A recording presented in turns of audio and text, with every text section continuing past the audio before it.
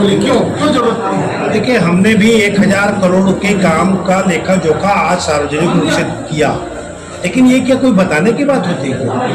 अरे आप क्या अपमानित करना चाहते हैं क्या रायपुर दक्षिण की या रायपुर शहर की जनता को? आपने काम किया तो ये तो हमारा कर्तव्य है, लेकिन वो उपकार समझ के जिन बातों को बता रहे हैं, तो भाई आपको जनता ने चुनाव जिताया, आप काम किए, हमको जनता ने जिताया, लेकिन आपके कामों की फेहरिस्त अलग है, हमारे कामों की फेहरिस्त अलग है।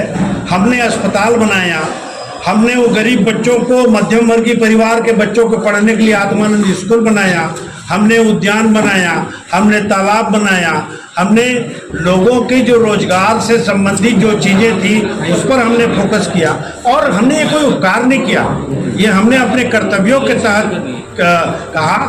और भारतीय जनता पार्टी वो अधिकार मानकर उनको वोट के रूप में तब्दील करना चाहती है, मैं इसे उचित नहीं मानता।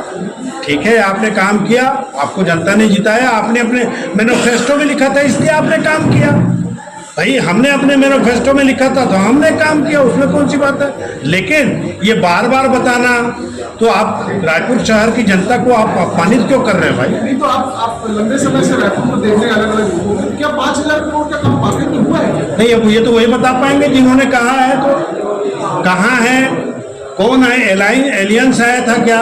अरे भाई, अब मेरे को इस बात का दुख है कि बार बार एक ठो टिकरा पार्क नाली को वहीं का पार्षद बताता है कि ये नाली मैं बनाया भाजपा का, उसके बाद सुनील सोनी जी कहते हैं नाली मैं बनाया हूँ, उसके बाद ब्रिजमोहन अग्रवाल जी कहते हैं नाली मैं बनाया हूँ, उसके बाद सांसद जी भाजपा के वो भी कह देते हैं ये नाली को मैं बनाया हूँ। नाली नहीं, सोना चांदी का वो हो गया। ठीक है, बहुत प्रमुख कार्य आप बता रहे थे विकास कार्य। सबसे पहला काम, देश का सबसे ऊंचा झंडा 82 मीटर का झंडा, वहां से हमने शुरुआत की। और भारतीय जनता पार्टी के नेता जितने भी हैं उनके घर में सुबह 6 बजे से जो गाड़ी वाला आया घर से कचरा निकाल और सॉलिड वेस्ट मैनेजमेंट पर, मैं समझता हूं देश का सबसे अच्छा काम वो 10 शहरों में रायपुर शहर में हुआ है। उसके बाद विसर्जन कुंड हमने बनाया, तालाबों को बचाने का काम किया। ये रायपुर शहर जो है ये तालाबों और मंदिरों का शहर कहलाता था। भारतीय जनता पार्टी के 15 साल के शासनकाल में 15 से ज्यादा तालाब पटे थे, उसका जवाब देगा कौन? भारतीय जनता पार्टी के एकाध नेता आकर के बात बताएं कि कितनी तालाबें उनके कार्यकाल में पटी। ये सारी चीजें हैं, हम हिसाब किताब लेने देने वालों में से नहीं है, अपने कर्तव्य करते जा रहे हैं, बाकी जनता बखूबी समझती है।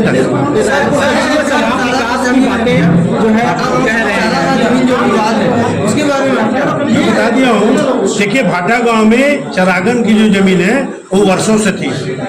कांग्रेस की जब सरकार में जोगी जी मुख्यमंत्री थे उस समय वहाँ के जो लोग थे वो बोते खाते थे। अब उसके बाद उसमें अचानक किसने बेचा, कहाँ बेचा, कौन बेचा, B1 में उसका नाम कैसे आ गया, इसकी जांच के लिए आज से लगभग 2-3 साल पहले से ये अभियान शुरू हुआ है जांच के लिए। 1 साल में भारतीय जनता पार्टी की सरकार आ गई, उनको खुलासा करना चाहिए। गोलमोल जवाब क्यों देना भाई? अब आपकी सरकार है, आपको जवाब देना चाहिए। ब्रह्मपुरा जी, ये तो ठीक है, वो महापौर थे, सांसद भी थे, इसलिए उनका घेराव हुआ। कांग्रेस के प्रत्याशी को क्यों विरोध का सामना करना है? देखिए, जनता होती है ना, वो हर लोगों से जवाब मांगती है, स्वाभाविक। इसमें कोई आकाश शर्मा तो बेचारा, उसमें तो उसको पृष्ठभूमि के बारे में जानकारी थोड़ी बहुत है, लेकिन जो इस कृत्य को कर रहे हैं या करवा रहे हैं वो तथ्यात्मक बातों को आज सामने में सुनील सोनी जी के माध्यम से लाते क्यों नहीं? वहां कौन जाकर के ये सब काम किया, मैं बहुत ज्यादा नहीं बोलना चाहता क्योंकि चुनाव का समय है। उनके सारे नेताओं को मालूम है कि कौन चेक दिया, किसने चेक लिया, चरागन की जमीन को कितने पार्ट में बांटा गया।